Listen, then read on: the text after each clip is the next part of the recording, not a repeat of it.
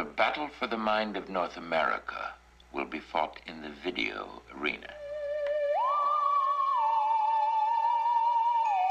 The television screen is the retina of the mind's eye. Therefore, the television screen is part of the physical structure of the brain.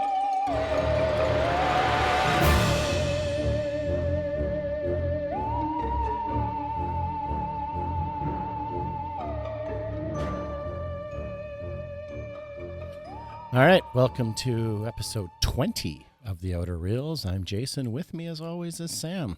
Jason, this is not a good movie. No, it's not. And you know what? I so wanted it to be a good movie. I wanted to love this movie.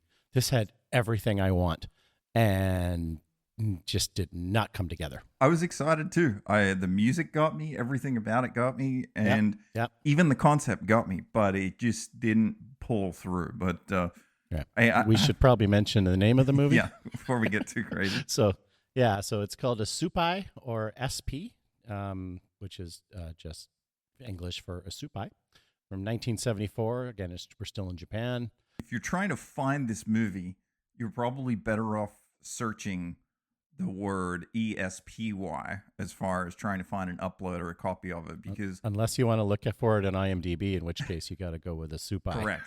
So there's a little bit of a split there, but the version we watched of this was also not very appealing. It was a crushed, stretched. What was on? It was on Daily Motion. Yeah, watched it on Daily Motion. So there's another version on the Internet Archive, but the Internet Archive was dubbed, and so one of the notes pointed out that the dubbing falls out in several places. Right. And I noticed early on that none of the text is translated and stuff, whereas this squashed version on Daily Motion at least had full subtitles. Yeah, at least had English subtitles. And I did come across another version deep in the backwaters of YouTube that I got excited about for a minute. And it was dubbed, but it was Italian. So I'm like... and the quality of it was no better. So, 601. Basically, if you want to watch this, you've got some real looking to do. This is full on forgotten. Yeah. That we're trying to bring back. This is just it's just nowhere to be This found. is one for the archive. If I get a hold of this on a hard copy, I'd love to, just because, these one of these ones that it's never going to get restored. It's never going to come back. Like what copies of this exist are as far as this movie will go? I guarantee the only thing that exists for this movie is film. There's just Film Master somewhere, and that's it. Yeah. They probably never put it to VHS. It sure as hell never made it to DVD or Blu-ray. Well, I'm sure the copy we watch is some like tape made for broadcast, some SR or something like that. But yeah. Someone's got a 3/4-inch tape somewhere of it, and that's about it. And it still would be a better copy than this one that was on Daily Motion. Yes. See, that's the key thing is. And a lot of that is the case with a lot of these movies that fall off. Like if they'll get a telecine or something, that's usually pretty good.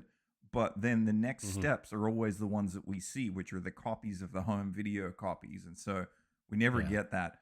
We can call it an A print, but you never get that good copy to start with. So the degradation just goes, and somebody probably squished this down with, I don't know, Winx or something like 20 years ago. Exactly.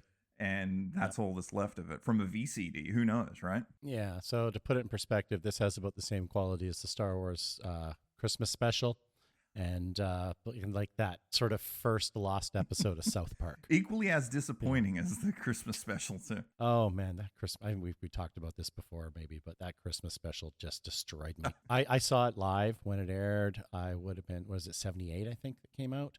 So I was 7. And when that stormtrooper tore apart the little kid Wookiee's teddy bear thing, I cried. You're outside throwing sticks at your trash can, kicking rocks. Oh, my parents had to console me after I went to bed because it just haunted me. It kept coming back. I was just like, I was devastated by that. I believe that also if you were your age now. It takes very little. So this movie's directed... There's a lot of estrogen. This movie, I do love the Wookiee. I love the Wookiee from the Christmas special. Anyway, sorry, you're going to say. This movie, so directed by Jun Fukada. This season is, I told you, linguistically, it's going to hurt me with some of these names. He's known, of course, for Son of Godzilla for 1967. He's all up and down all of the Toho stuff, of course. So he was the director on Destroy All Monsters, quoted as earlier film clips. So I don't know if that's like B-roll or miniatures because he's a VFX guy, right? Uncredited on, Monsters Attack and in 73. So with the same sort of thing as director of earlier film clips. So I think they probably just shot a bunch of miniature stuff blowing up like B-roll, second unit stuff, and then just peppered him throughout the Toho library, right? 1973, before he wrote and directed this, was Godzilla vs. Megalon. That was sort of, his roll off on the big kaiju stuff. So back to 1946 is when he joined the Toho Film Company, and he came in as an assistant director.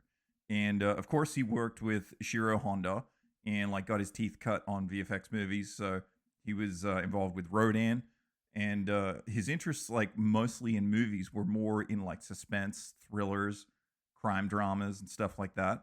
But he kind of kept getting stuck in these like monster movie circle because that was Toho's bread and butter, and he knew all the people. So they just keep throwing him gigs, and of course, he's not turning them down. So he's actually going on record later in life saying that there shouldn't have ever been a single sequel to Godzilla. Wow. That's like sacrilege for Toho. I'm just hoping that Roland Emmerich hears this because I know he's listening. And you heard it from Drinking at the Source. That movie did not need to exist. So this movie, the story of this movie, which I actually thought was kind of cool, which we'll get to, but it was initially how it came about. It was based on a short story from 1966 by Sakio Komatas, who was a well-known sci-fi author. He originally published this in something called Manga Sunday, which was a magazine. And Toho bought the film rights to this because they had a lot of money. Like mid-60s, they were the thing, right? Oh, yeah. They would have been rolling it. Yeah. So they're just gobbling up IPs. So they just bought a bunch of stuff, and it included this. It got shelved kind of immediately. And then, almost 10 years later, Jun Fukada is like looking for something to do, and he's looking for a gig, and they're like, we got this. We know you like mystery. We know you like crime stuff. How about you do something? He went to it, and then he made it in 74. Before I am too harsh on this movie, when I look at it and say, oh, this movie was written to be made in 1966, if this movie said it was made in 66, I'd probably be a little more lenient on it. But by 74, I feel like it's, it feels a little dated in some ways. Yeah, in some ways. I mean, it's just, I mean, my problem with it is, and again, I wanted to love this. Especially like when all I had heard was, it came across the soundtrack and that opening music, which is so cool. Super good. Yeah, and I was just like, oh man. And then it's basically Psychic Spies. It's a Psychic Spy movie. Yeah. That's what it is. And I love that stuff. Yeah. I used to have a role-playing game that was like ninjas and super spies. And it was like, I love this The stuff. music hooked me straight away. That's my favorite component of the movie from a lot of these. But so speaking of which, how do you pitch this to Ishiro Honda 10 years into his huge career? It's let's make a spy movie, and instead of grounding it, let's make them all psychic, and that's really all there is to it. They're psychic spies. Yeah, and I love that concept. I just love it, and I wish it had been better executed because this movie goes all over the place. Yeah, it really does. I think I would spin it and just say there's two warring groups of psychics who, as some people grow up, they don't know they have the powers. They stumble upon them, and then either side of the spectrum of these guys, whether you got good or evil, collect these people and then use them for their bidding in whatever way they want. The government, most of the good guys seem to work for the government, and then there's these evil ones who want to stop the government, and they're just fighting each other. But it almost isn't even that good. Well, it's kind of weird too, because it's like, are psychic people secretive or not? Because they seem to treat it like not, that everyone knows they're psychic people, but at the same time, they don't make anything of it. So I was just like, in the end, one guy kind of like our main first guy kind of discovers he's psychic and doesn't even know it. That he's got like this telekinesis ability because he's driving his car and it spins out. Yeah. And just before he crashes into a wall, the car slows down and then suddenly goes in reverse because the film's been played backwards. And it's, and he's just like, but he's being watched by, one of these psychic spies. And they're like, you're a psychic. Yeah, that's the opening sequence. And this guy is ripping around this racetrack in his little Mazda. and he comes around a corner and there's some pigeons on the road, and instead of hitting him, he decides to not wreck his race car and swerve off the road. But the gag is there's just some retimed footage of the car going towards the wall, and I thought it was a mistake or something at first. The last thing I would have thought was that this is all about psychic powers at this point, but you learn and people are observing him. So that becomes our main character, Jiro Miki. Well, he's our introduction to this whole world. Yes. Because he's being brought in, which is the way to do it. So because we get a title card at the very beginning, and it says there's people with powers of clairvoyance and psychic powers. The world has recognized the existence of these people, but they don't sort of say where, because we find out that there's a building in the city that's meant to be some kind of building, but it's actually an entire psychic spy building, department that the government runs. Yeah. Like you said, it's up and down. You're like, well, are they secret? Are they not? Yeah, and it turns out like every country has got their own sort of psychic spy people, because they mentioned the Americans at one point and brought 4 to some delegation with the prime minister of their made-up country. Yeah. I mean, I think the way they implemented the powers and how they show those, that's mostly okay. It's way overdone, especially in the end. We'll get there. Which is, we'll get there. But the big battle with the final boss is, the whole thing's like 10 minutes long, but it's just like this, psychic fight that's 10 minutes. But they just overuse their tropes over and over and over again. Yeah. And I think they probably cut it down to 10 minutes because even they were bored of it. I would say it's a slow burn, but usually a slow burn means finally at the end something happens. And something does blow up. But yeah. it's still a slow burn. I had a hard time coming back to this. This is why I should say, as we record this, I had literally just finished this movie. Well, you're fresh. And I started it a week ago. So today I came into it with still about half the movie to go because I was like, I'll just leave it. But speaking of pacing, it has a pretty hard opening. It does. It starts off great. Yeah. It's a guy who he's some kind of, we don't really know who it is or whatever, and he's just sitting in a car. There's some great music playing, and there's a train coming into the city, and I guess they're in Switzerland, and then he's driving along and he's tracking the train, and there's like 4 important people in one car, this train, and they're sitting there.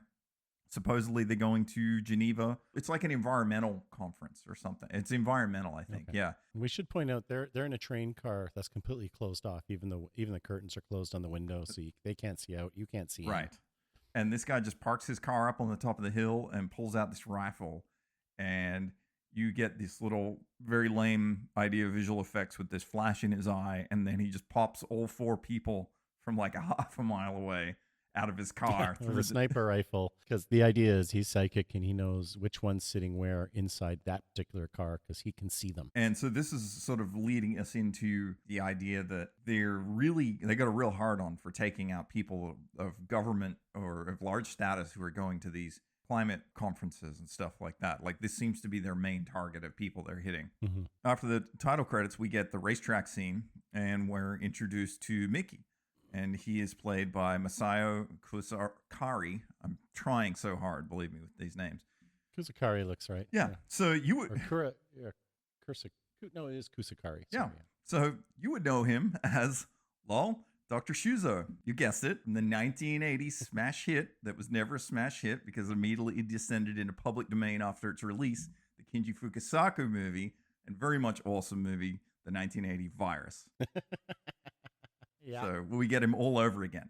I mean, this is just the same as Canada, just the same as Australia. Like we're just landing on these same people showing up in these movies from this era. So yeah, he's out on his racetrack. He sees some birds. He swerves and uses his psychic powers to not crash his car. And there's some people without knowing he's using his psychic powers. Yes, yeah. Correct. And then there is a little throwback at the end of the movie to this whole thing and how it works and why he's got triggered at this moment. But there's some people observing him and they take him. This movie doesn't traverse very well. Like there's just lots of cuts and you don't see them going to places, and they just show up and you're like, oh, I guess they're here now. Yeah. There's no real proper transitions. They're just hard. There's just the odd one, I guess. Every now and then you see a plane or they show you an airport or something. Right. Yeah. It's pretty few and far between.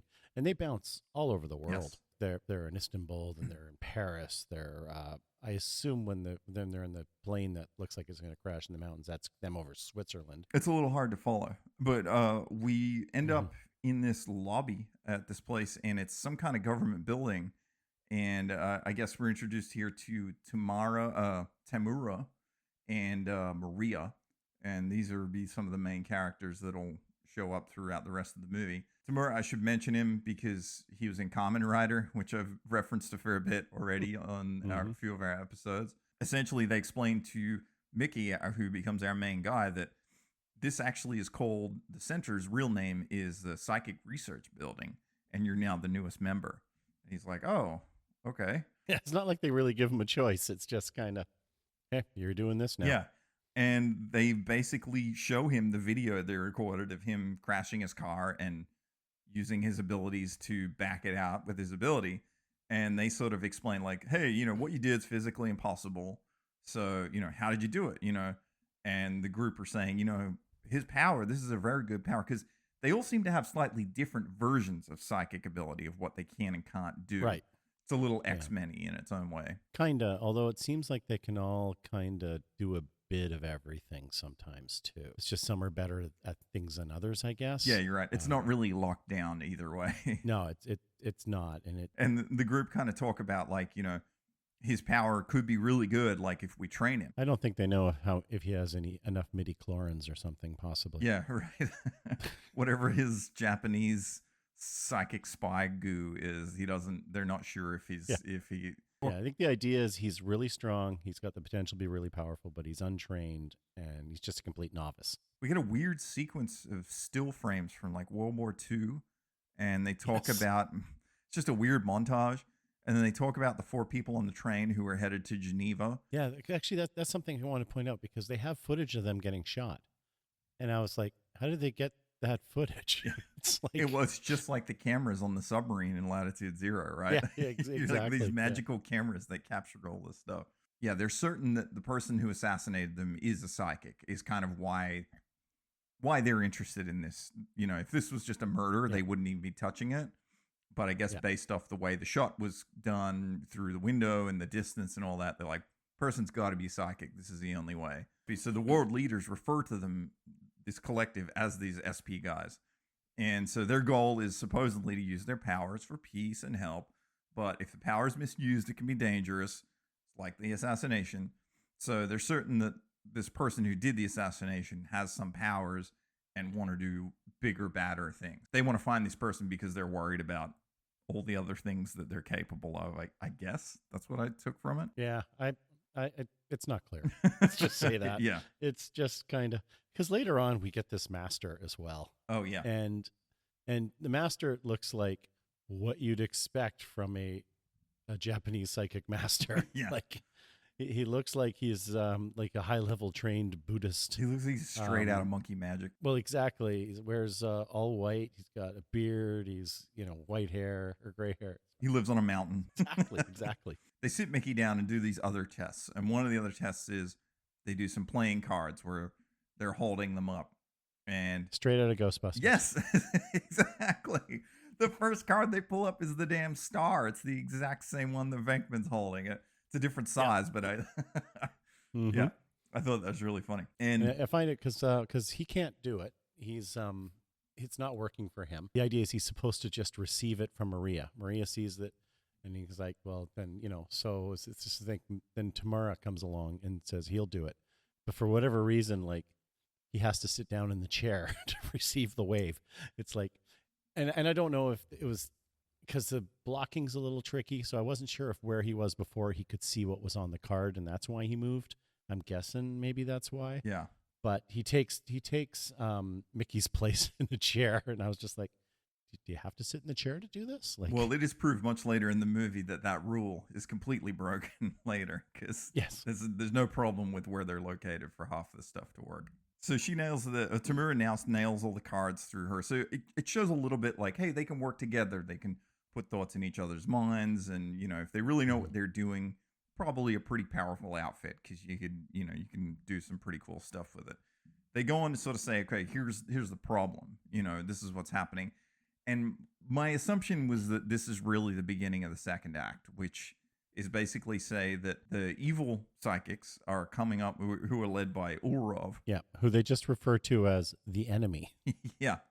They don't have a name. They're just enemy. Yeah. And so Ulrov and his enemy clan are planning to take out the prime minister of Baltonia.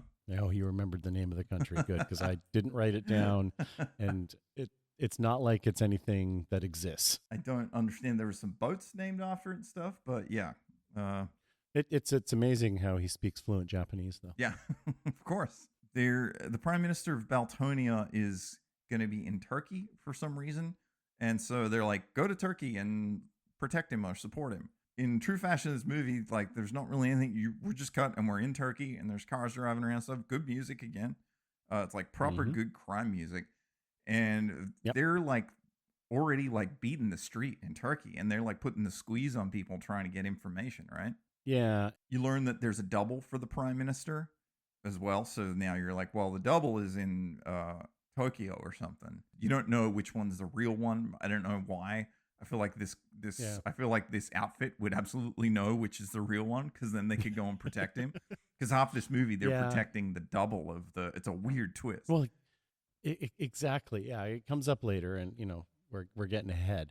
But first of all, the idea of a world leader having a double like this anyway for just a normal Western country is bizarre, because that it's the sort of thing that's sort of safe for guys like Saddam Hussein. Yeah, like Hitler have doubles one. In Yeah, public exactly. And stuff.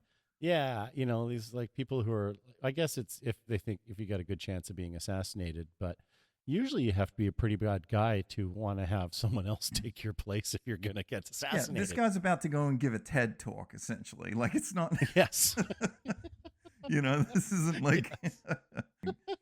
That's such a good way of putting it. That's funny. Yeah. So the stakes in this movie don't seem very high as much as they try to elevate them. But this is where. So they're just beating the street in Turkey and then they go into this weird seedy club and there's like this dancing and stuff, and then the Maria has this little psychic twitch, right? And the guy's like, she sees a guy behind the door with a gun, and they kick the door in, and then it's like this gunfight. Yeah, this is like up above the bar or whatever. They're up in like these little hovels, I guess, in Turkey. Yeah, and they're all fighting, but there's like it's like a psychic fight but with guns. Yeah. So the bad guy's trying to get away, or I don't know what the bad guy was doing there. I guess they just kind of stumbled across him, if I remember right. Well, I guess he's sent by the evil psychics to try and stop them, but but isn't he one of the psychics though? Yeah. It's this. Yeah. So it's this like weird psychic battle, and they're looking through walls, and they're like hunting each other. The logistics of it don't quite make sense, but they end up getting into a fight, and I have a note of like, how thin are these walls? Because they're like paper. Yeah, they really are. And it's like, okay, paper walls in Japan might be common, but they certainly are not in Turkey. But it's just kind of weird. It's a weird like shootout. It's a cat and mouse shootout where they're using powers to jam each other's guns. Make them point in different directions, but also like track each other down and stuff. Yeah. But the guy still gets away, and he gets away with Maria. Right. And you later find out that he must have teleported because he couldn't have gone anywhere else. Right. And it was such a weird sort of twist. And there's no spectacle to this, by the way, like visually. Like there's no. No. They show them hiding, and then they're not where where they could only be anymore. There's no real effects. There's this little sound effect that plays over and over again anytime one of them uses their powers. But you get a close up of their eyes usually. Yeah, but that's it. So that's the only cue to know, and so that's why you're like, you have no idea that this guy did teleport or could, but he disappears. Yeah. And then we do go from here to Ulrov's lair. He's the bad guy. He lives up in this big castle, and he's played by Tomasaburo Wakayama. I'm trying, I swear. And you would know him best from Lone Wolf and Cub, of course. And nice. Japan's favorite movie of all time, Black Rain. I don't know what Japan loved Black Rain, dude. Did they really? They love Black Rain, and they love Michael Douglas because he was I was trying to remember if Black Rain was the one with Connery or if it was the one with Michael Douglas. Yeah, no, you're also thinking of Rising Sun, which is great too. Rising Sun is the other one with Wesley Snipes. Awesome movie. Trying to remember which one was which. Yeah. So But Black Rain's the one with the wild semi truck in Tokyo with a billion lights on it. Oh, it's great. It's a good looking movie, but I saw it in the theater, man. I'm not old. that's our bad guy. So Orlov. He is a primo Bond villain. Yes. Like he's got a lair. He's got he just needed a Persian cat in his arms or a lap to totally do it. He's got this just like menacing voice. Yeah. And he's always talking very slowly and meticulously in everything he says, and he laughs with like he just makes a laugh sound without really laughing because you know he's evil. Yeah, I don't really know why we go to Orlov's. I think it's just to establish him as a character, but then we come back. Yeah. Then we come back and they're sort of discussing like he must have teleported, and they're like nobody in the Espy group has ever seen teleportation. Like that should not be an ability that anybody has. They say it's an ability they think is possible, but they don't know of anyone who's ever done it. Yeah. And then they walk around the city looking for trails, but there's no trails. So it sort of confirms the fact. Like, I guess they're kind of like dogs where they can sense like things or distances or whatever, and they're just like nothing. There's just nothing here at all. So Tamura's like walking down an alley and he senses something and he turns and he goes into like this club and there's like a go-go dancer in there and stuff. What I like about it is all his buddies are like, don't go in there. There's evil in there. Don't go in there by yourself. Right. And he just totally ignores them. Yeah, of course. And he goes in and he sits down. And then I got this. Because that's what you do. You ignore your friends who are psychic. Like, yeah, exactly. Because he's psychic as well. And he should know better, but he goes in because I think what it is he senses Maria. He goes in and he sits down, and then I think that's where we hear Ulrov at one point in his head. Well, he sits down sort of in this weird. He sits down. It's a Bond chair. Yeah. It's a Bond villain chair. Out of all the chairs like, in the dance club, he chooses to sit in. Yeah. Yeah, it's the one that's got like leg and arm shackles that automatically come out and pin him into the chair. And then so there's a woman up there dancing, and then she's replaced by Maria, who is entranced. And Maria starts dancing, and then this is a sign of its times and the fact that it's Japanese. A big black guy comes out. And Maria starts dancing for him, and he's licking his lips. And Maria pulls part of her top down, and she's dancing. So this is how you know she's completely entranced. Tamara makes some kind of psychic thing to her because the big black guy is about to he's got his tongue out, and he's getting ready to kiss her. And then she comes out of it and smacks him with telekinesis or something, right? And doesn't she throw it, rip his tongue off or something psychically? Oh. I can't remember what they said he does, but because the next time you see the guy, he's wearing a face mask like it's COVID. Oh, really? Yeah, it's like he's wearing a white mask. It's which is what they did instead of bandaging him, I guess, or somehow he's just always wearing a mask now. I didn't catch that. Yeah, okay. Makes him come. He's like, she severs his tongue or something. Some ability you get that she has, yeah. Yeah, you get that music sting. You see her eye, and then she's like out of it now. Yeah. So what ends up happening is that. Again, this is a bad movie to do a podcast on because it's just all over the place. But Harada gets electrocuted on that chair too, right? That's what I forgot. He gets electrocuted, but he wakes up. Like, it's a brutal electrocution. Like, you're like, oh, he's dead. Like, the way he gets in, he kind of looks like he's melting, and it's this whole thing. Because he wakes up in the library, but he's in Urlov's lair now. Oh, that's right. Yes. Yeah, so they've still got Maria. He wakes up in Urlov's lair, and they have basically Urlov just kind of taunts him for a bit. Well, actually, they're not even in a lair. Sorry, they're on his boat. They're on a boat, and then he's like, they tie him up and they just throw him in the ocean. Right. And he sinks down, but just luckily our good guy, as ESP crew are in a submarine. Yeah. And they grab him. Dude, there's a lot of submarines in our movies. I was just thinking that the other day. We had a lot of submarines were the hot item back then. But yeah, so they've got him in a submarine. They put him in, and that's where they say you've lost your abilities because you've been electrocuted, but it's only temporary. 3,000 volts. But yeah, you got to remember, he's being bound and thrown off this ship, and he's sinking into the water.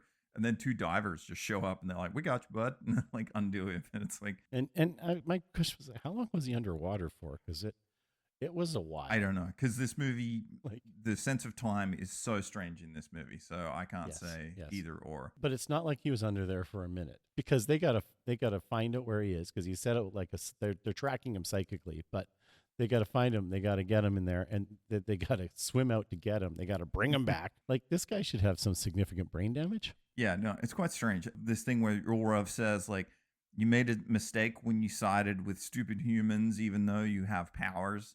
And he sort of says, like, we have psychic powers, but we're not human. We're born into this world to destroy the weak. He has this, like, superiority complex. And yeah, he's very much like Magneto in the early 2000s X-Men movies. Oh, there you go. Yeah, if you haven't seen them, Magneto at one point looks at Pyro and says, "What's your name?" And he says, "I don't mean your slave name. I mean your real name." And he says, "Pyro." I remember that. And he says, "You are a god amongst ants."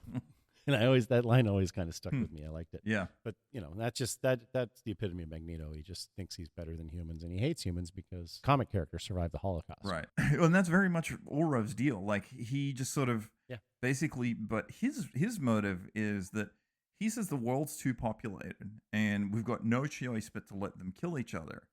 And he said, for that purpose, we gave them the opportunity of war. Essentially, the bad psychic group are basically stopping these peace talks and stopping all this and promoting, trying to continue war. Yeah, he's fostering chaos in the world stage. Exactly. Because I guess for whatever reason, he figures if there's a nuclear war, he'll have no problem surviving it. Then, so Tamura wakes up in the hospital after the submarine and everything, and we get word that Russia has joined hands with the USA. Urov's upset about that. They're still discussing that they think teleportation is happening when the bad guys have been able to master that. That's their biggest threat right now because they still don't. And I think this is where we meet the master. He's up in the mountains, and he explains that any psychic is capable of teleportation. But you should say we meet him because they're just in the psychic facility building. And he shows up and he's like, I came down the mountain today. like you don't see his mountain or anything. Like, he just shows up in the building, and then all you get is that one line. Yeah, I basically have a note that says yoga gives you teleportation. That's a thicker plot line than what they're going for here. And then now, in tradition of this movie, we're just in a helicopter in Switzerland. And is the master? Yeah, they go to Switzerland. Is the master flying the helicopter? Because it sure looks like. I don't think so. I thought he was in the back, but again, whatever. Sure. Just roll with it. That they're in Switzerland because that is where the prime minister is. The enemy is there to take him out, and that's when they land the helicopter, and the enemy has triggered all the church bells in the city to ring. Oh my God. And they're psychically amplifying This was a horrible sequence to watch. It was, but when they get to the gunfight, there's an awesome scene. There is. So it's all okay. So after they get out of the helicopter, there's this big mansion on this ocean or cliffside sort of mansion. And it actually looks like Hardcastle's house from Hardcastle and McCormick. Yes, right? I knew you would get that reference. There's not many people who would. But I'm old enough. The master says, like, we need to assemble a wall of psychic energy to protect the prime minister. And there's two structures on the grounds. There's the big house, big manor where the meeting's going to go down, and this other smaller, like, guard house up the hill. And then I guess he sends Tamura up the hill, and all the bells start ringing, and they're just like nonstop, like bells. And it's like there's something about the bells are gonna. Well, they said they're psychically amplifying them because they're trying to, I guess, basically just incapacitate all the humans. Yes. And because all the humans are like covering their ears and they're all freaking out. And the bad because it's so loud. And the bad assassins show up and they have earmuffs on, so they're fine. Yes. But we cut back to the master, and he's by the helicopter, and he tells the good guys, as long as my powers are working, I'll protect your ears. Like, that's the only way that these guys aren't affected by the bells now. So because they are at first, and then all of a sudden they stop, and it's like because the master is psychically protecting. But he doesn't protect the audience because the bell track is just ringing for this really long sequence. It's brutal. And I was like, this isn't enjoyable at all. No, it's brutal. They should have, the sound design should have muffled it, so we got it from the perspective of our good guys. Yeah, it was pretty rough. So anyway, they go in and everyone's got shotguns, and the shotgun fight ensues. and they're going like room to room, and the bad guys are there because the bad guys basically come in with shotguns and start blasting people, and then the good guys show up to stop This them. is intercut with Tamura having a one-on-one fight with this other guy up in the other house, and Yes. the choreography here is not good. This is they're fight like drunk contractors. Like this, there's no. Yes. It's not, Drunk. that's what the fight's like. I was like, this has got to be like a cool fight, and it's not. It's not a good fight at all. No, it's not. It's not. But the gunfight is awesome Yes. because there's the guy who goes for the door and he gets shot in the back with a shotgun.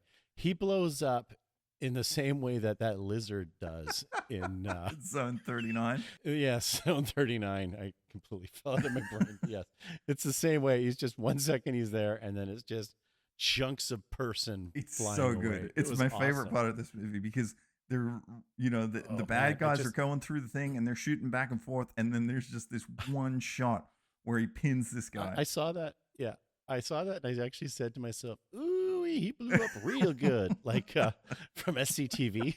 It's just like Yeah, farm film celebrity blow Oh. up. If you don't know it, God, you got to look that it was up. that was a great explosion, and then like it leaves a hole in the awesome. door as well of like the shape, almost Yeah. the shape of a person, kind of almost. Yeah, I mean, not quite like in Sons of Steel, but it still has this thing. But Yeah. back to your point about all these sets being made of paper, that door was nothing but paper mache too. Like everything is so thin in yeah, this movie. it's cardboard at best. Which in Switzerland, where everything's built from stone and wood, I'm gonna have to snip that clip and put it on the Instagram because it's so good, dude. it's wild. Yeah. So, and this is where I guess Mickey comes in and saves one of the guy, saves.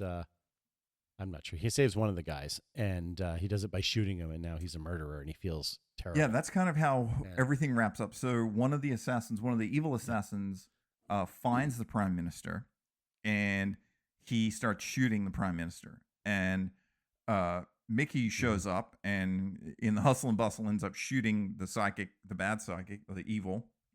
And that's sort of the end of the sequence. And we find out that, oh well, after all that, they didn't save the prime minister. This is a big deal. He was already shot by the time they got there. And Mickey's pretty upset. Basically, Mickey is upset because he's now a murderer and he's having a hard time dealing with it. And he goes all emo for a while in the movie. Yeah, he really gets bent out of shape by this. Like, this is him. Yeah. He ends up receding from not wanting to be part of this unit and do this because this isn't his jam. I think now they just say that, yeah. And while they're in the room and Mickey's all sad, and the master comes in and he's like, "Well, that was the prime minister's double. The real man is in Paris. Let's go." Yes. This whole operation is just like not necessary. Like they would have that information. Well, exactly. I just love it. I've got this underlined. Prime Minister's double? Exclamation mark, question mark, exclamation mark. Like, this was all for nothing. Yeah. They ruined Mickey's life. They almost got killed. They they killed all sorts of people got killed and stuff, and it was all for nothing. And so now they're like, okay, let's go to Paris. Tamura goes to Paris with the master on the plane, and Yep. Mickey isn't doing well. Like he's out of the unit, so he stays.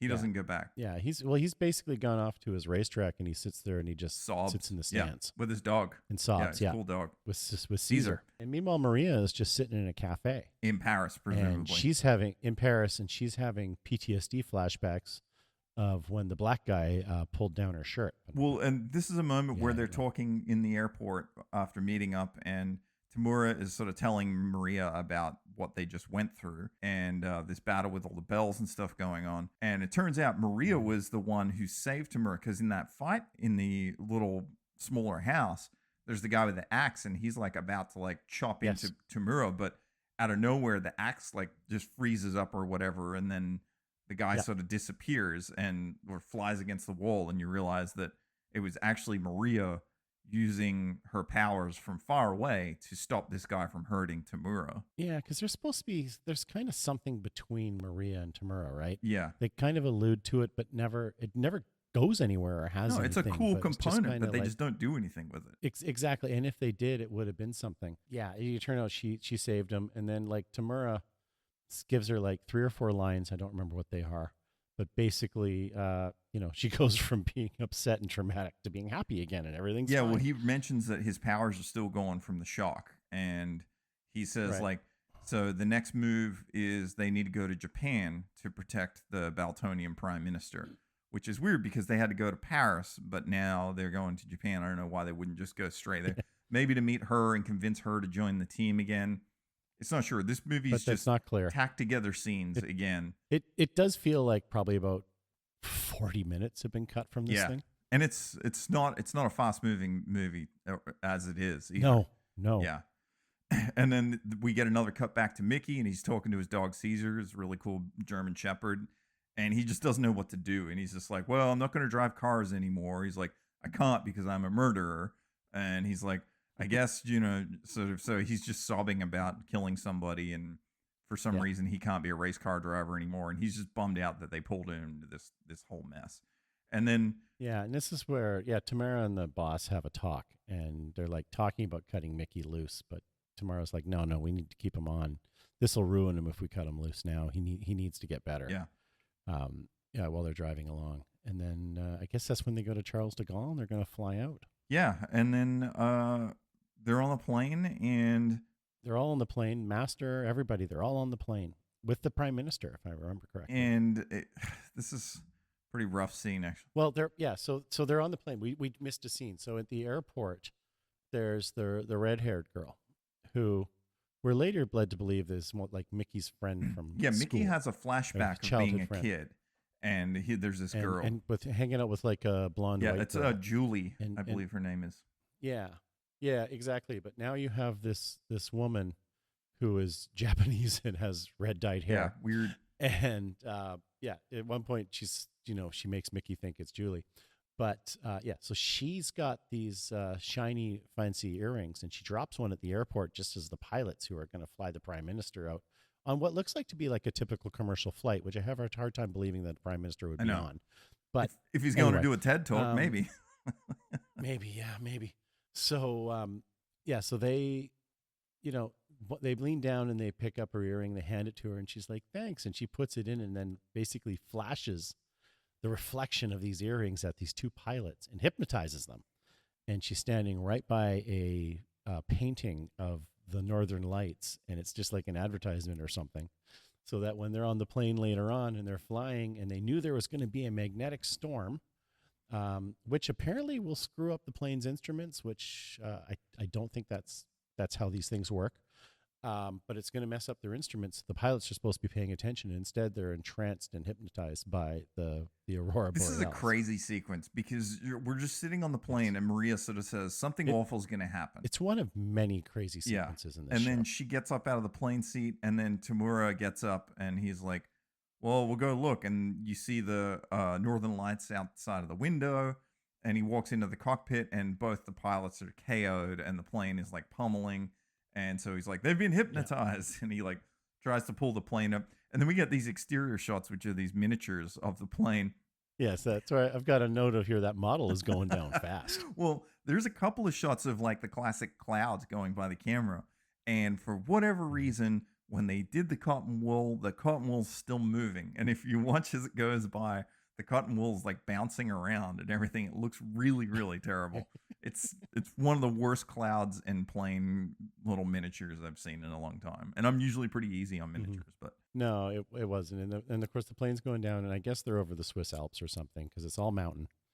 And they have to try, and they can't control the plane now all of a sudden for some reason. And then our master saves the day by nothing. He doesn't leave his seat, by the way. I was like, no, he's literally sitting at the back of the plane, and he just kind of closes his eyes, and then he uses his power and he moves the plane up over the mountain that they're about to crash into, and then he dies. Like that was like, and they're all fine, and the best part about it is they're now all fine, and the master, Tamura knows there's something wrong with the master, and he flicks a switch on the cockpit that says, and it's one of those like autopilot. It says automatic, and it's made with a label maker, like the old 70s label maker where you punch into the old plastic, the black plastic. Ones, Yes, and it just says automatic, and it's a toggle switch that he flips up, And I'm like, it doesn't work like that either. Um, and then they go back and I should point out it's the quietest cockpit of any plane you've ever Yeah. heard because there's no air As noise lacking as this whatsoever movie because is in they're on a visual set. effects and everything else, it's also lacking in just atmos and sound design. It's very weak. Seriously. Yeah, seriously. But they get back there, and our master has just had enough time to say that he basically used all his life energy to move the plane just a little bit, and then he died. It does give me a lot more respect for Luke Skywalker in The Last Jedi. If you're staring at me, so you obviously haven't seen it. I've seen The Last Jedi, Jason. Yeah, so at The Last Jedi when Luke's doing the whole he's fighting Kylo Ren, and Kylo Ren goes to strike him down, and it turns out Luke's not actually there. Wait. Swiping through them and stuff. Isn't that The Last Jedi? Oh, yeah, it must be. Yeah. Yeah, so, basically Kylo realizes that Luke's not there. And Luke's done a force projection that expended all his life energy, and then he dies. Oh, that's right. Yeah. On the salt. Yeah, I remember that now. So Luke's actually back on his island on another planet. I actually think this movie is better than The Last Jedi. It's not. The Last Jedi, all of the sequels are flawed. They're not as flawed as this. I had a better time watching this movie in crushed, stretched 4:3 than I did seeing Last Jedi in the THX theater. You should understand that Sam's favorite Star Wars movie is Han Solo. It's a good movie. It's not a good movie, Sam. It's an okay movie. It's the best of the modern ones, for sure. No. The best of the modern ones is Rogue One. Hands down. It's not even a contest. I don't know. Rogue One's a freaking great movie. And I like some of the creatures in Rogue One, the hunters and the bounty hunters and stuff that are on the planet. But Rogue One is a good movie, start to finish. It's freaking great, and the ending's even more. I like tiki bars, and the movie's just a tiki bar, and I don't even like it. It's like palm trees and. Are they back in Japan? Yeah, they get to Tokyo, and then we cut back to Ulrov, and Ulrov says, "Tomorrow the peace conference starts, and the prime minister is on the way." Right, and he's like, "You got." Yeah, and he wants them to kill Tamura and Mickey before. I messed that up. So Ulrov says, "Tomorrow the peace conference starts, and the president of the United States is on the way." Right, because they realize how many like psychic people are going to be there. So I can't remember how many he says, and then it's like +4 Americans from their contingent, and then the Japanese guys. So he's trying to strike before the other units arrive. Yeah. And then he says to his guy, they have to kill him today, but before they even do that, he's supposed to kill Mickey and Tamura. Right. So, my only takeaway from this movie, and we're well into an hour into this movie, well over that, hour 15 or something, is that these guys have all these powers, and really all they're doing is they just go around and stop peace talks and encourage war. Like, they're not that menacing. Well, and they're using guns too, which is I mean, it's a hell of a shotgun though. Like, you saw what it does to that guy. Yes, exactly. So, but I do find it funny because they get back. They all get back to their compound. And then Mickey comes back too because Mickey's been hanging out in his racetrack sobbing. Tamura still doesn't have his powers back yet. And they come back. They all go into the compound and they're hanging out there, and they've got guards and stuff. And then that's when the red-haired girl, Japanese girl, shows up. And for whatever reason, Mickey thinks it's his childhood friend, who is like a blonde, blue-eyed white girl. And he thinks this red-haired Japanese woman is his friend. He says, "Julie?" And she hypnotizes him. They abduct him. I guess don't they throw him into a car or something? He just disappears. Yeah, he just follows her. Yeah, so he's gone, and but meanwhile, like Caesar's growling and stuff. Yeah. His dog is all upset, and that's when Tamura like comes back and realizes the dog's upset. So he just he lets Caesar loose, and Caesar goes running, and Tamura gets back in his car and chases after him in the car, and Caesar's like running along the sidewalk beside him, and he just follows him to where Mickey is. I guess the distance here is a lot. Like, they're driving the city. They make it look like it's like halfway across the city. Caesar is on the highway, like running. The dog is like running, and Tamura's just Yeah. following him in the car, and there's this cool like jazz music playing. And this dog does not get tired. He doesn't breathe hard. This is a bionic dog. Yeah, and it's a long Except he's distance, not. but again, with the theme of this movie, you just don't know how far or how long these things take. It's all over the map. So Yeah. he follows him for a But long ass way. But it's essentially a montage. Yeah, it really feels like it, with And the music and everything. Yeah, which usually signifies a long time, but even Rocky had a montage. But it's like, it's supposed to be like hours, but no, I guess it's only probably like 15 or 20 minutes. But Caesar doesn't slow down. He's because, a great dog. Caesar's a good And dog. also we intercut here to seeing the Prime Minister motorcade showing up to the convention center. But then we go back to this warehouse where Mickey is with his childhood friend, and she locks him in this big rundown empty warehouse. And then he turns around and 3 crane trucks out of nowhere are just driving at him. You don't hear him start up. You don't hear. Okay, I need to say before we get to that though, there's a bunch of stuff intercut. So while the dog is running, we have our music and it's really fast tempo. And then when we cut to like the Prime Minister and stuff, it slows immediately right down. It's the same tune, but now it's a much, much slower tempo. And then we cut back to the dog and it's really fast. And then we cut back and it's really slow. This movie actually only has one piece of music. It's the same. It's the theme, and it's good. I like it. I like the music in this movie is best. It's good. My favorite thing about this movie. Yeah. It's overused, but it's the same one. But the tempo is jarring. It's so funny, because it's we've heard it so many times through this movie, and it's like all of a sudden it's a faster tempo for the dog and it's a slower tempo for the Prime Minister than we've been hearing, which I guess is the middle ground. Found that hilarious. But then we get inside the warehouse. And for whatever reason, our 3 bad psychic guys are all driving like they're giant crane trucks.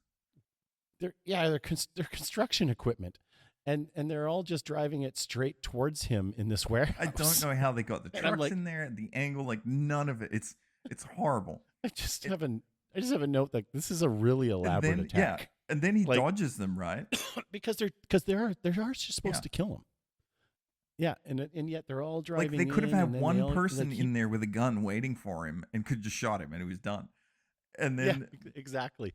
But instead he escapes through a hole in the wall, and now they all have to get out and chase him. He dives out of the way, and then the trucks all come from another angle. Like they don't reverse. Like those 3 trucks in that warehouse would be like a traffic jam. Like the spatial is just. Oh no, my God, the beeping when they all go in reverse. This is kind of like, so now they all get out of their trucks. And they're hunting Mickey down through the warehouse. He's hiding. They're shooting at him. And then Caesar just explodes through a window and attacks one of the guys who's shooting at him. And then he runs over to Mickey, and Mickey's like, good dog. And I'm like, cool. This is like an old-fashioned movie showdown ending in a warehouse. I'm in at this point. I'm having a bit of fun. The music's cool. Except it's not. Yeah. And then I'm like, okay. And then again, out of nowhere, double time, Tamura explodes through the wall in his Mazda. In his car, crash lands in the bottom of the warehouse, gets out, and now it's the 3 of them. It's Tamura, Mickey, and Caesar versus all these guys. Versus the 3 henchmen. But then Tamura's basically telling Mickey, you got to get out of here. You got to get to the Prime Minister. And Tamura's a pretty good shot. He's waxing all these guys with the gun. And Mickey just takes off. He sort of gives him a quick pep talk, actually. He says psychic abilities are not just for killing people, And he mentioned something. He said, when I followed your dog, this is while they're being shot at. They're behind like a wooden crate. He's having this heart-to-heart with him. Exactly. And he's like, when I followed your dog all the way to the warehouse, he said, you know what I realized? Your dog that doesn't have psychic abilities. And he said, you know what I realized? He said, that gives you your ability. Do you know where your power comes from? And Mickey's like, what? And then Tamura's like, love. Love. Actually, a nice moment. I'll give it that. It was, I liked it. Yeah. I know what they're trying to do. I was like, okay, So it's the source of his power, because they all have different things that trigger it or enrage it or get it going. And his is love, which is why when he swerved to save the 3 shitty pigeons on the racetrack, he had the power to back his car out of the wall. So it's just like all folds back into itself. Yeah. Tamura's left there to fight these 3 guys, and he does an admirable job. He manages to kill 2 of them. The third one there, he gets up on a catwalk and he's running along. The guy's shooting at him, keeps missing. Tamura does like a nice little roll at one point, and he gets on a rope and he swings in and he basically kicks the guy. The actual choreography in Latitude Zero in the lair against the mutant Batman was better than this. Like the fighting, the contact is like way off, and the reactions, the dull timing. It's not good fights. The best part though is he fights the guy. He swings down on the rope. He knocks him down. He beats the crap out of him, and then for whatever reason he's back up on the catwalk and he has to go out a window, and he jumps out of the second floor window, does a roll onto the ground to land, and it was just like that's wild. But then he dive rolls straight and hops in the car. And then Julie, Mickey's childhood friend, shows up and psychically says in his head, like, we want you to die, right? And then there's we want you to die. And he looks over and there's like, it's like a cartoon style it is a TNT total Wile E. with a timer. Bundle of dynamite with a springy cord and a stopwatch on it. Straight out of there. And he's like, 10 minutes. I got 10 minutes. And then proceeds to like break the windows, and the car can't. He tries shooting the locks on the door. It's not working. For some reason, he's shooting the handles of the door, which was bizarre weird. Because he's locked inside this tiny little Mazda, and he's like shooting at the windows, and the glass isn't breaking. And then he's changing sides and shooting back. After one round, he would be stone cold deaf in that. Like that would be so loud in there. Oh yeah, but I don't know. Yeah. Well, no, because when he takes one of the shots, he holds his hand up to kind of like deflect it, I guess, as he shoots. It was just, but the windows aren't shattering. He's locked in this car from. No, exactly. Maybe there's a psychic ability going on here or something, but. So this bullet has bounced God knows where. I don't know what's happening in here, but it's a weird scene. And then he's in the back seat, and he's trying to tear it out so he can get out the trunk. But nope, that's you can't get out that way either. And he's just locked in there. And then all of a sudden, because meanwhile we cut back to the Prime Minister, and he's given a speech, but the lights start dimming and going back on, and the Prime Minister's oblivious. But Mickey shows up, and I'm like, how did he just like jog there? Like he shows up in a second too. No, because he's got no car. Well, no, Mickey took the car that Tamura got there. Oh, I missed that. Mickey took that car. Yeah, they show him getting into the car. You probably blinked, but they show him getting into that car. So he gets there, and and then there's like the chandeliers are falling, and there's an earthquake. Well, we're 10 minutes away from the end, and this movie's an hour 35, and we're an hour 25 into this movie right now, and.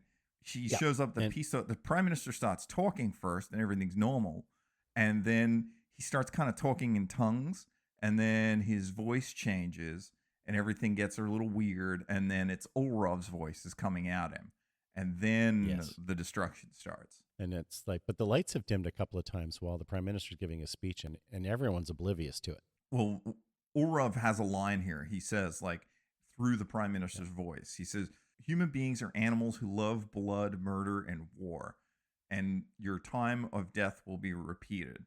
And he says, to save the earth from disaster, we must destroy all humans. And this is coming out of the Prime Minister's thing. So there's a scrambling in the TV station, and they're like, unplug it, stop it. They're trying to cut him off. Yeah, and then there's a guy floating above a chandelier. Yeah, who then gets shot or something. Yeah, and because his chest partially explodes, and he's one of the psychic guys who's up there. The lights start to rattle, the ceiling starts to cave in, all the columns in the whole I don't know, what do you call it, auditorium start collapsing and falling on people, and it's like a ballroom or something. But, people are running and screaming like it's chaos. Well, they're all kind of hiding under tables because there's an earthquake. It's all happening. They think it's an earthquake. Everybody's hiding, and Caesar comes running in. Right. And when Caesar comes running in, the lights just come on. And the lights come on, and everything's normal. It's just all the people are hiding under the tables. Like, there's not even a glass of water spilled. Like, everything's perfect. And you're like, what? What's happening? And apparently, like, it's something to do with Caesar couldn't be hypnotized because he's a dog.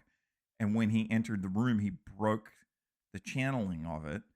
And everything's fine. And then, which is dumb because how many cockroaches are under the floor? How many bugs are flying around? Right. But we won't go there. No, exactly. So for whatever reason, the dog saves the day. Olrov is like, his voice comes back, and then one of the bad psychic guys just materialize. He teleports in to the room. Yeah. And he's got a that gun. shotgun, and he starts explodes shooting. that pulpit like just in a second. And everyone screams and runs away. And then it's like you get the same psychic fight again, where you get the close up on the eye and the blue light, and then the sounds, and then these guys like teleporting around, and he's shooting at everybody, and then a real lot of things happen. From nothing happening in this movie, the next 3 seconds was pretty cool, because we cut back to the car. Tamura's locked in with the Wile E. Coyote with the Acme bomb, and he's still stuck in this car. And then back in the conference, we cut back to the conference again, and Mickey physically jams the evil guy's gun so it can't fire. He's got the trigger stuck. And then we cut back to the car, and then we cut back to the guy with the stuck trigger, and Tamura just teleports out of the middle of the air and lands on the guy. It comes flying in. Yeah. Like, and he hits him with his backside, if I remember right. It's just kind of comes flying in and knocks him out. And I thought like Maria made him teleport or something, but no, you find out that Tamura's powers finally came back and he teleported himself. And then the Mazda explodes immediately after he gets out of there, which is actually cool. Like, it's cut well, and it's just a very fast sequence. It's pretty cool. Like, it's kind of what I was waiting for. In the whole 90 minutes of this, everything that's fun and action related is covered in about 40 frames of footage. Yes.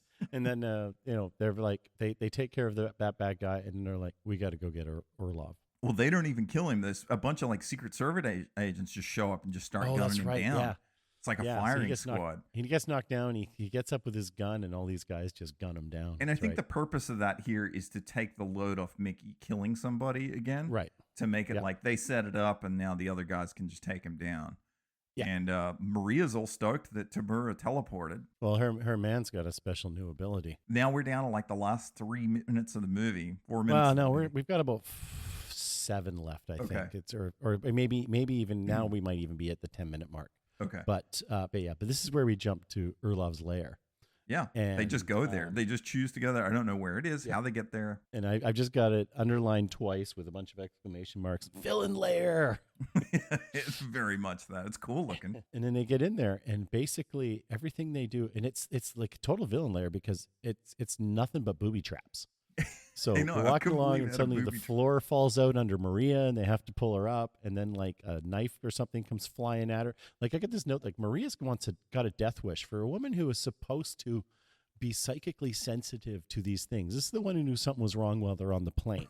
Yeah. And now she's falling in the lamest. She almost dies like 6 times in the first 40 seconds they're inside this building. And Orlov is going all out here, and he's like saying to them, he's talking, his voice is like booming all around, and he gives this whole speech about like why humans hate each other, and he's like, there's only one answer: humans are cruel animals. And then he just says, will you side with animals?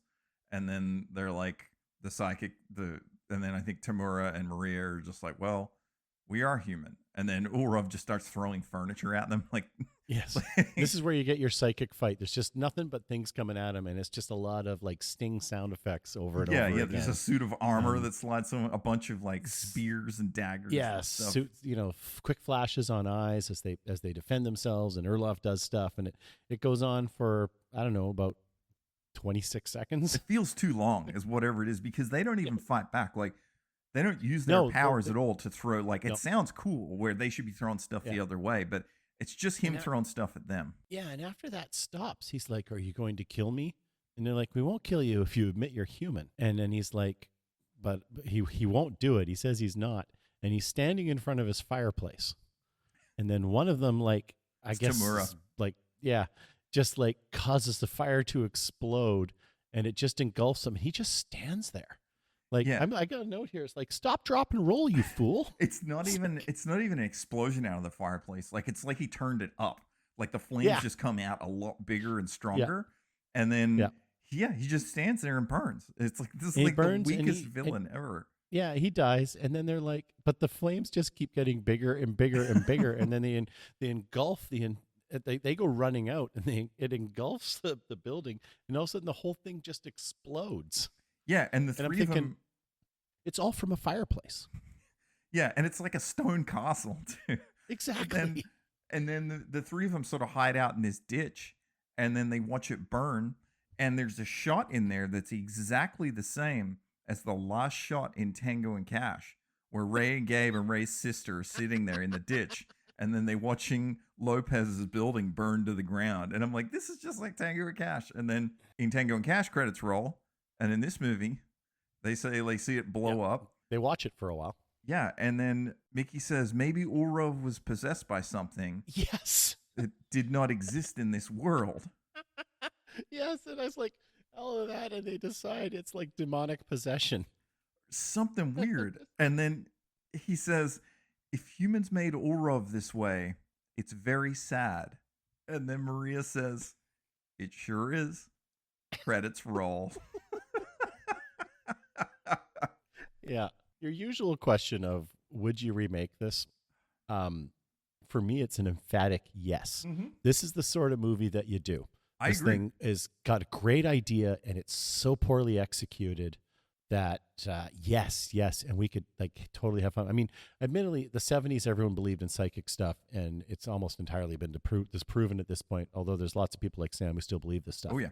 So, I mean, but you could do this now and have a lot of fun with it. Yeah. And, because again, psychic spies, it's awesome. And it is. And it's it's, the biggest thing that it's lacking is any kind of VFX or feeling to it. And that's something you bring to the plate with modern stuff. And but still make it gritty, still make it cool. Yeah, you'd have to tell an entirely new story because this one just does not work. Yeah. But you totally could do it. Yeah, with a higher stakes type game and, something much larger at stake. And then these two warring collectives of psychics. And I'm more interested in how each group, recruit the others and find the others. Yeah. That's a cool component too.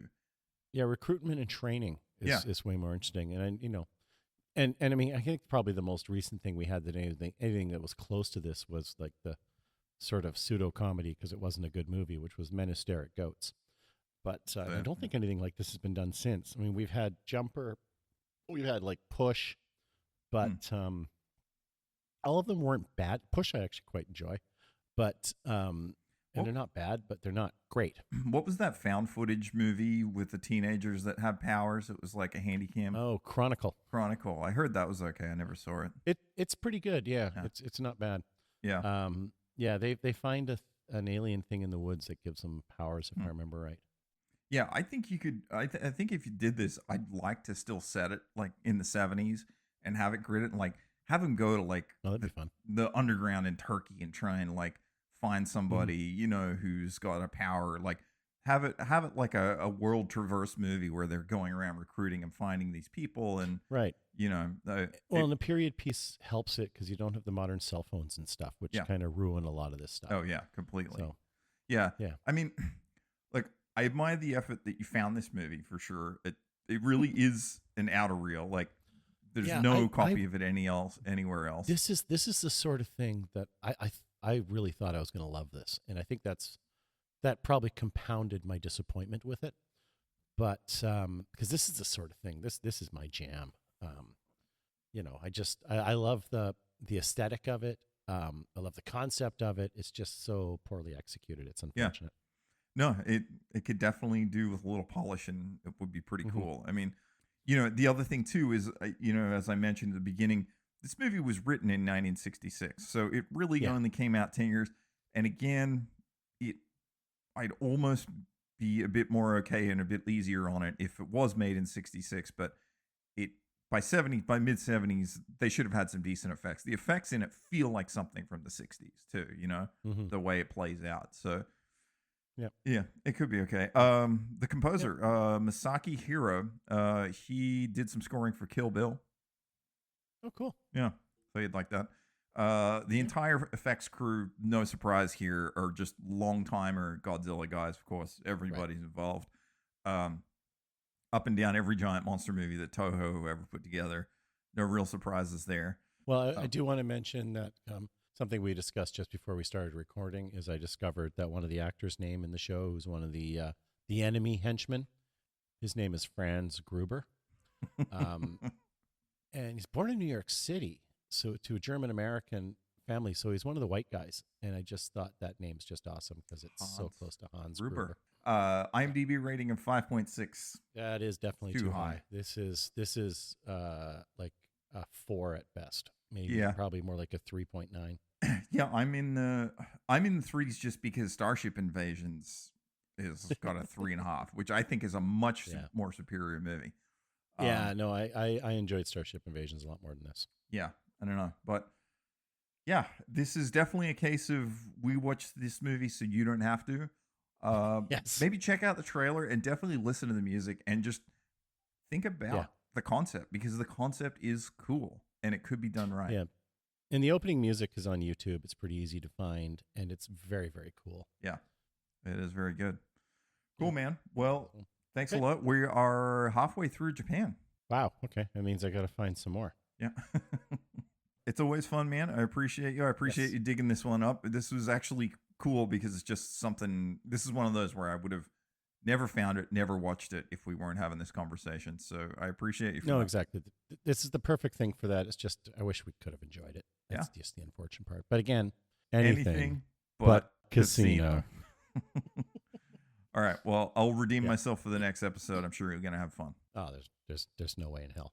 But all right, man. Thank you. Therefore, whatever appears on the television screen emerges as raw experience for those who watch it. Therefore, television is reality, and reality is less than television.